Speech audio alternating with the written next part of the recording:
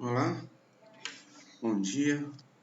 Retornando às nossas atividades, vou dar uma pincelada no último conteúdo que a gente teve antes das nossas férias, do recesso e férias, que trata do potencial elétrico, tá?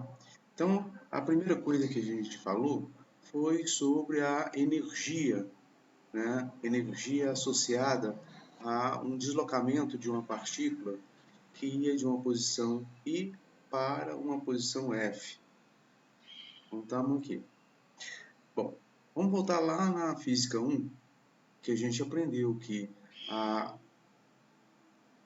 variação da energia potencial ou o trabalho realizado era igual à variação da energia cinética, que é menos a variação da energia potencial.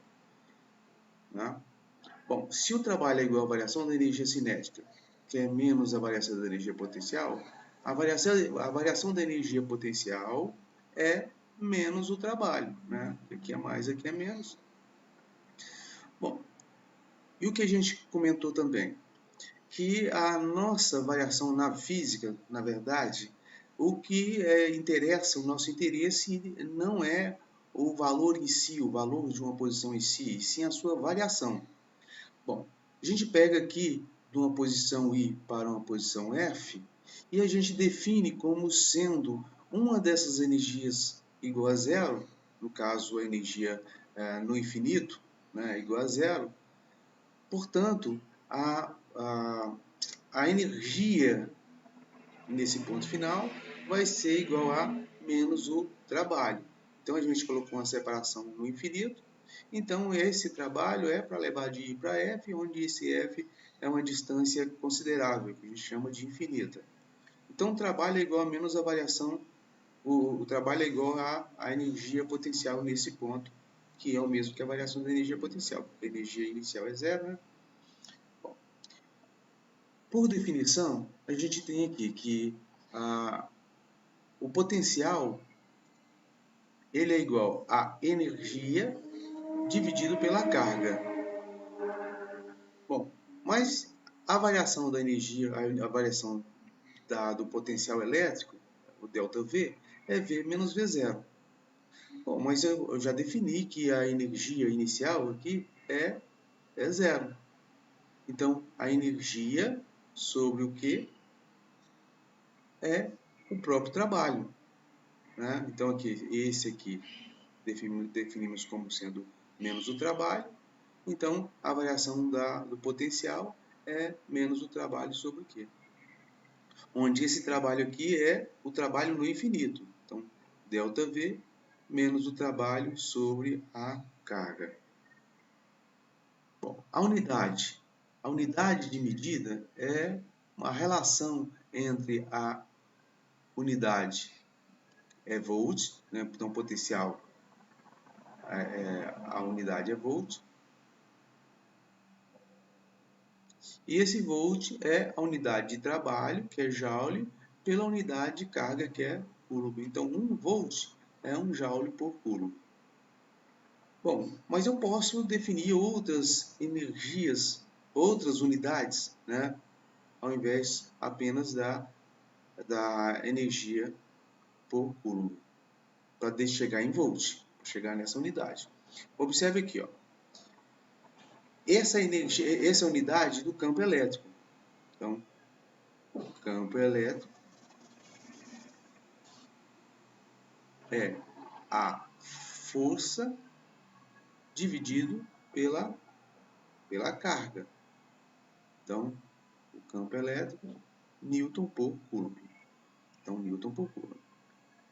O que eu faço aqui? Multiplico por unidade de distância, que é metro, divido pela unidade de distância metro, para não alterar a unidade. E aqui ficou força por distância. Força por distância é trabalho. Então, trabalho, força vezes a distância. Então, Newton vezes metro. Então, Newton vezes metro. Então, isso aqui é joule. Então, tá aqui, joule.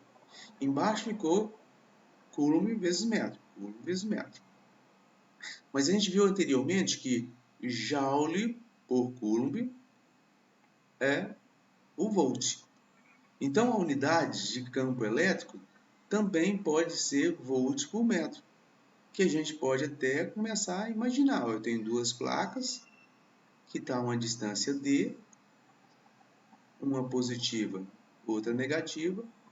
Então, aqui eu tenho um campo elétrico que está associado entre os dois elementos, a distância, né, e a unidade de tensão. Olha só. Então, o campo elétrico então pode ser escrito como sendo tensão por distância. Aqui é tensão, V.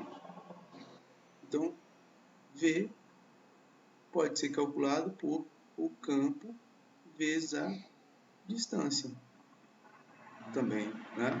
Então, uma relação direta aqui entre campo elétrico e tensão.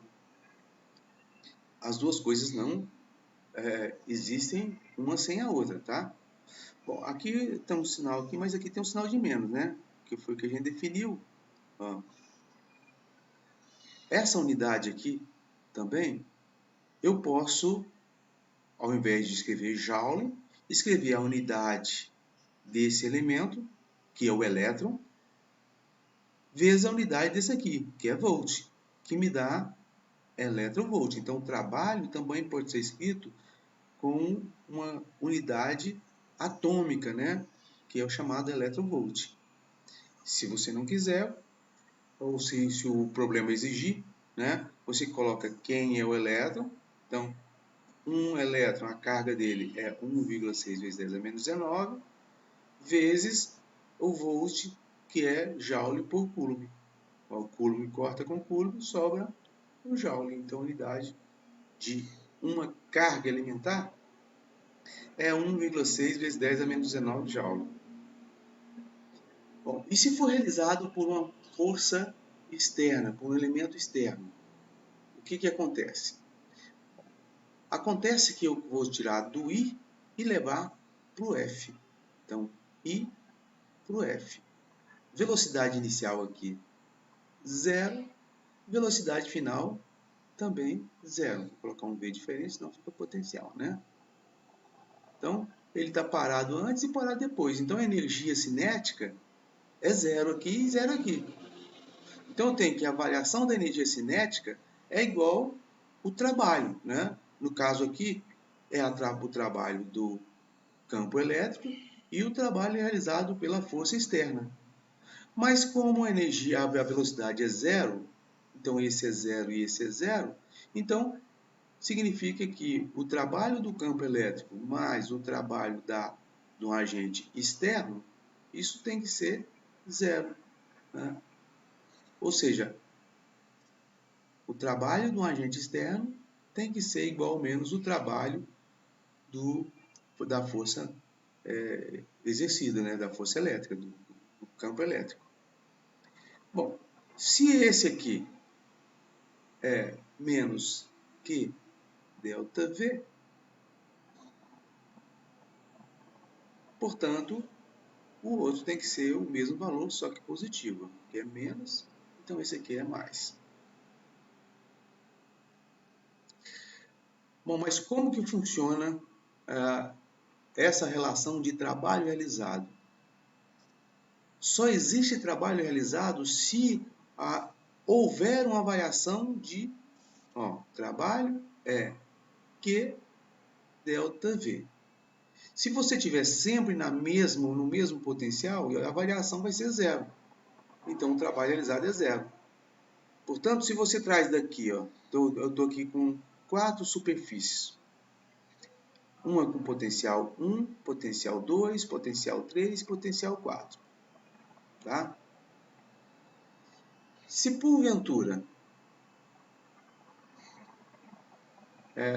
eu pegar uma partícula e sair daqui, nessa superfície, desse ponto, e trazer para cá, a variação de potencial é 0. Portanto, trabalho 0. Então, nessa situação 1, trabalho é zero. Por quê? Porque o ΔV é zero. Ó. Na situação 2, aqui, ó, vai e volta. Voltou para a mesma situação. Então, situação 2 também será zero. Por quê? ΔV é zero. Mas vamos supor que na situação 3, ó, a situação 3 é essa aqui. Ó. Ele vem e vai para a situação 2. Ó. Ele sai da 1, dessa superfície aqui, e vai para essa superfície aqui. Ó. Então, situação 3. Situação 3, ó, ΔV é menos 20.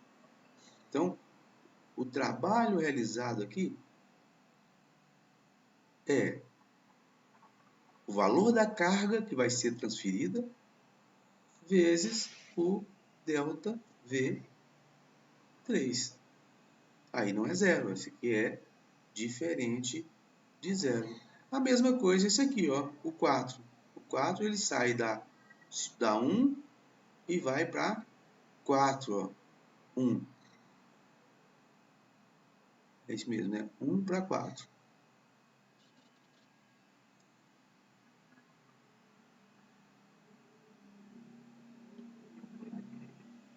Cadê a situação? Ah, não, a situação 4 está aqui. A situação 4 ele sai daqui e vem para cá. Essa seta aqui não é o deslocamento, não. Você tem que ter 3 deslocamentos, ó. Na situação 1, na situação 2, que ele sai dela e volta para ela. A situação 3, que ele vem da V1 para V2. E esse aqui, que ele vai lá embaixo e ele volta aqui. Que é a mesma situação aqui, ó. ΔV continua sendo menos 20. Então, a situação 4 também, o trabalho é a mesma coisa. Lembrando que se for de um agente externo, é mais. Se for realizado pela força elétrica, é menos. Aqui as superfícies elas podem ter várias formas, né? Ela pode ser uniforme, que é isso aqui, ou seja, campo elétrico sempre espaçado da mesma maneira, ou seja, com o mesmo distanciamento. Então, esse aqui é chamado de campo uniforme. É quando você tem duas placas paralelas. Esse aqui já é formado por uma superfície potencial esférica. Aqui é uma carga pontual. Ou seja, esse potencial ele vai ser sempre reduzido pelo valor do inverso do raio. Tá? Bom, isso aqui já é assunto da nossa próxima aula. Tá ok? Então, espero que deem uma olhadinha que a gente vai precisar muito disso aí nas nossas próximas aulas. Então, até amanhã.